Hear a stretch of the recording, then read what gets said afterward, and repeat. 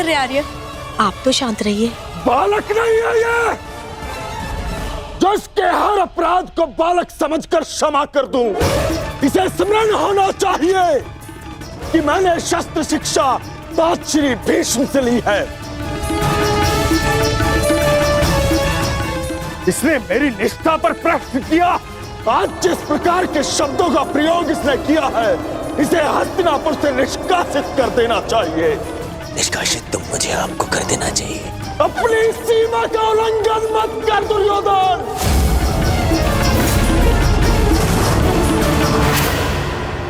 अपने शब्दों की रास को थाम कर रखो दुर्योधन।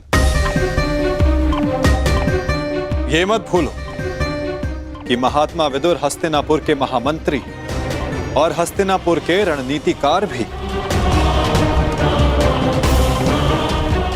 इस समय तुम्हें उनके समर्थन, उनकी सहायता की अत्यधिक आवश्यकता है। बस!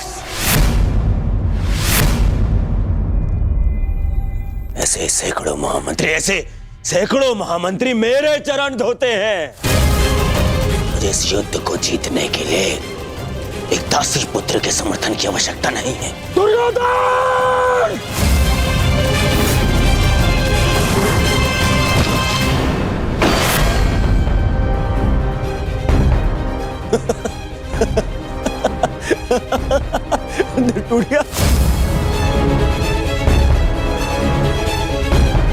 इस धनुष के साथ तुम्हारे प्रति मेरा समर्थन भी टूट गया है। अब ना तो तुम मेरे शस्त्र उपयोग कर पाओगे और ना ही मेरी नीति। मैं स्वयं अपनी बुद्धि और शक्ति को इस युद्ध से अलग करता हूं।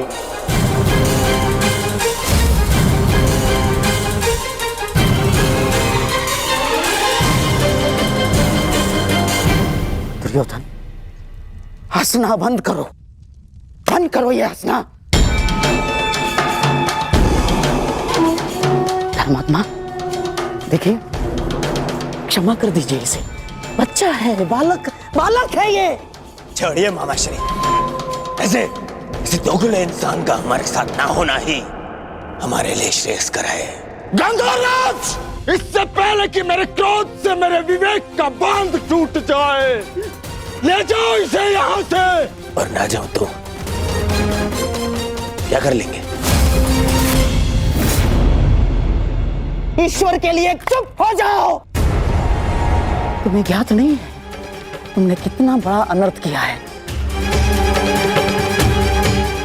अब चलो यहां से, चलो चलो।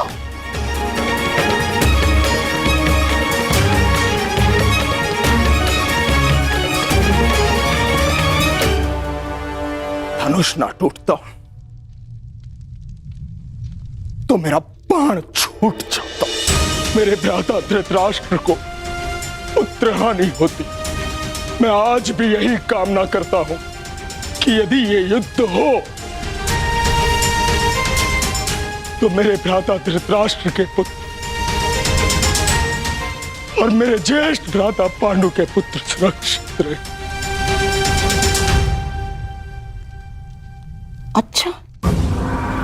अच्छा खेल खेला आपने वासुदेव।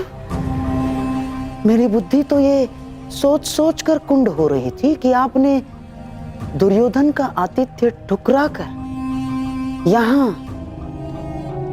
यहाँ भोजन करना क्यों स्वीकार किया। क्या योजना थी आपकी इसके पीछे? मिल गया मुझे उसका उत्तर। गांधार राज, मैं यहां आया, ये मेरा चुनाव था। दुर्योधन ने जो व्यवहार यहां किया वो उसका चुनाव था। और अब महात्मा विदुर इस युद्ध से अलग हुए हैं तो ये इनका चुनाव है। अपना चुनाव करने का अधिकार हर मनुष्य को है गांधार राज, और उस चयन का प्रतिफल चुका उसकी विवशता।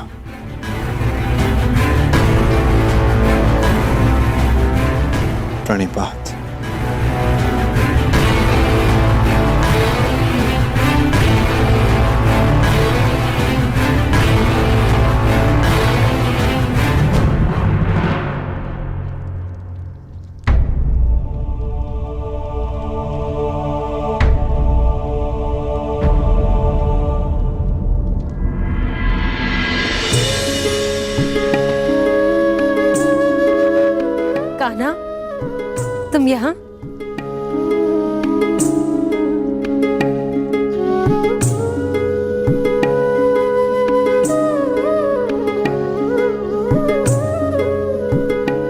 सोचा कि अपनी बुआ को बता दूं कि भूखे पेट शयन करने से बुरे स्वप्न आते हैं। मेरी निद्रा और भूख तो तभी उड़ गई थी जब युद्ध की घोषणा हुई थी। कृष्ण,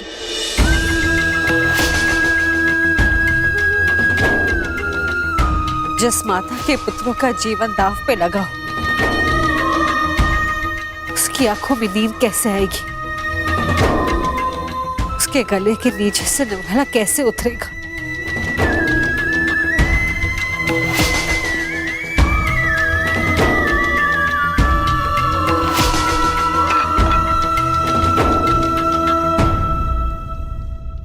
बुआ, बैठो।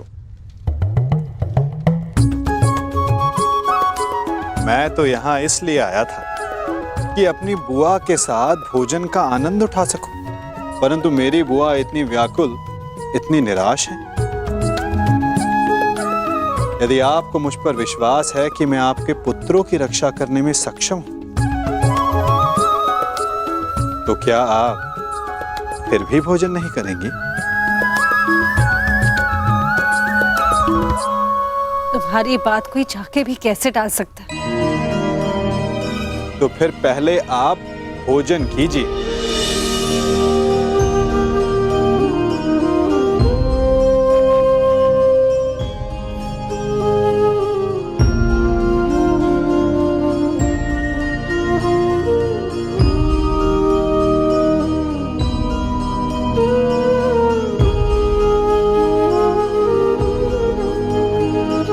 यदि मेरे पुत्र यहाँ थे तो वो भी मुझे ऐसे ही भोजन करवाते।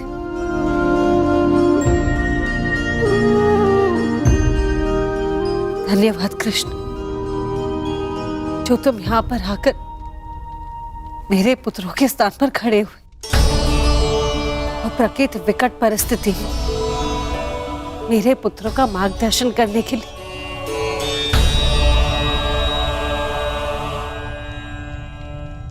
इसमें कोई संदेह नहीं बुआ कि परिस्थिति बहुत विकट है, परंतु जो इस बात को समझ सकता है उसे इस परिस्थिति को टालने की, इस युद्ध को रोकने के लिए प्रयत्न करना चाहिए। मैं भी कर रहा हूं, आप भी कीजिए।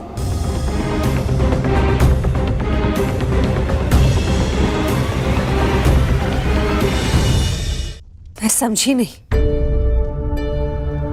मैं क्या कर सकती हूँ?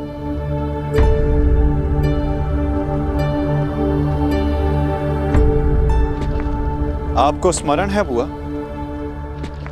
जब मैं यहां विभाजन के समय आया था तो मैंने आपको एक कार्य करने से रोका था। अभी उचित समय नहीं है बुआ, सत्य सम्मुख आएगा बुआ, परंतु उचित समय, उचित स्थान पर। तुम ये कहना चाह रहे हो कि मैं उसे... बुआ, कुछ करने को कहने वाला मैं कौन होता हूं?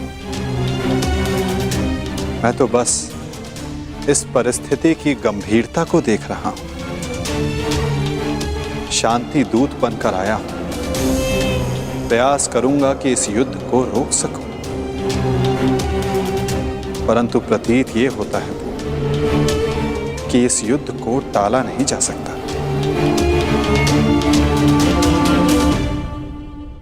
मुझे भी उसी दिन का भय है कृष्ण, जब मेरे दोनों पुत्र एक दूसरे के समक्ष अस्त्र दान कर एक दूसरे का रथ बांधने के लिए प्रस्तुत होंगे, परंतु इसे रोका कैसे जा सकता है? संदेह तो है बुआ, परंतु यदि आपके 6 पुत्र एक ही पक्ष में हो तो कदाचित युद्ध का प्रश्न ही ना उठे।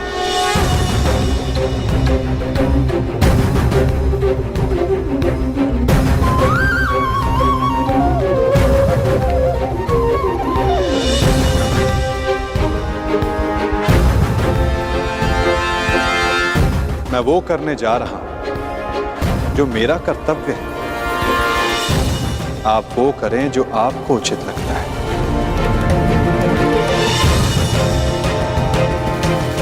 आज्ञा दें। प्रणिपात।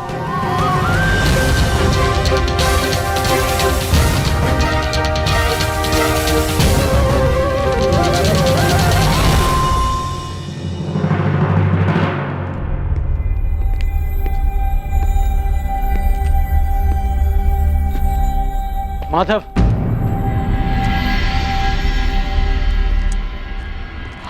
मित्र,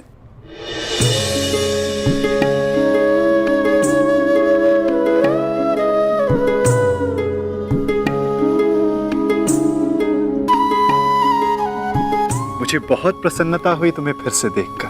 कहाँ थे तुम? मेरे स्वागत के लिए नहीं आए? क्योंकि मुझे नहीं लगता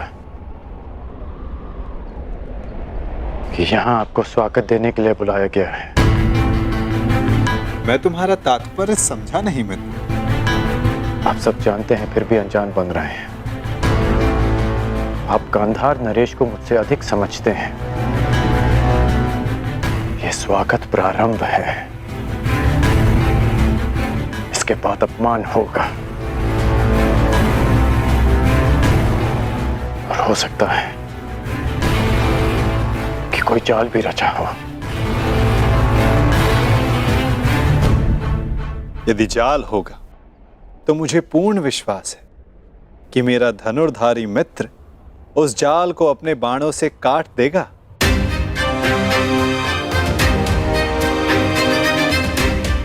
यदि मैं ऐसा नहीं कर पाया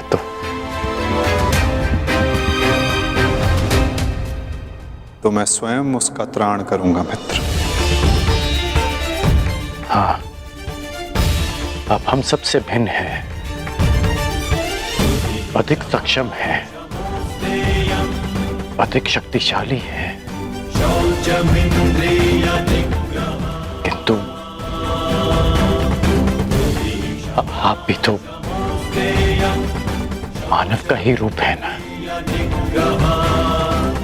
और मानव सब कुछ नहीं जानता। अन्यथा आज आप दुर्योधन की सभा में नहीं आते।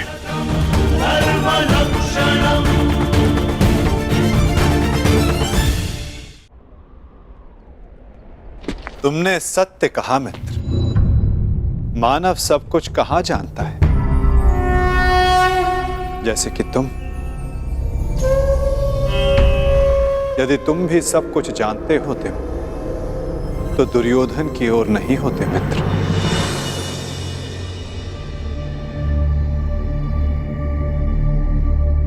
वासुदेव, बात को समझने का प्रयास कीजिए। मैं भावी संकट की बात कर रहा हूं।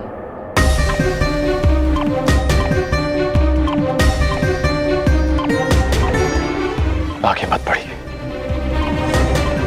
रुक जाइए वासुदेव।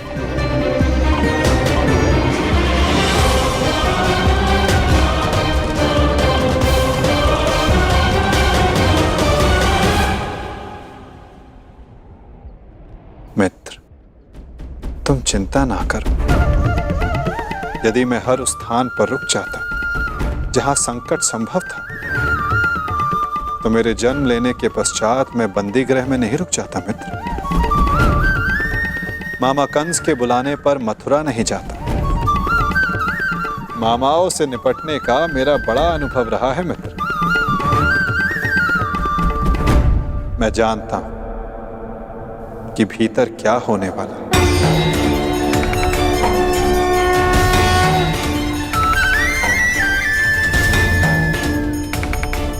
फिर भी आप जा रहे हैं? हाँ मित्र, मैं इसलिए नहीं जा रहा कि ये मेरी इच्छा है। मैं इसलिए जा रहा हूं कि वहां राज्यसभा में जो होगा उसके लिए वहां मेरा होना आवश्यक है। परंतु महत्वपूर्ण प्रश्न यह है मित्र कि मैं ऐसा कर क्यों रहा हूं? इस सभा के पश्चात मुझसे मिलना, कदाचित मैं भी तुमसे यही प्रश्न कर बैठूं। मैं यहां केवल हस्तिनापुर की सभा को संबोधित करने नहीं आया, मैं यहां तुमसे भी मिलने आया हूं मित्र।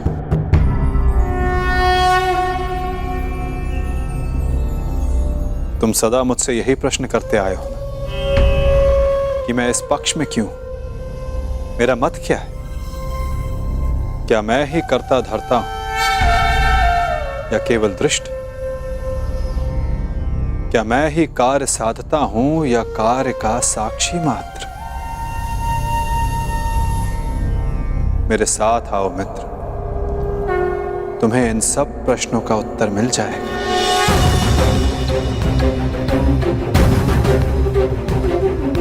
मैं इस सृष्टि का साक्षी, आज तुम मेरे साक्षी बनो मित्र।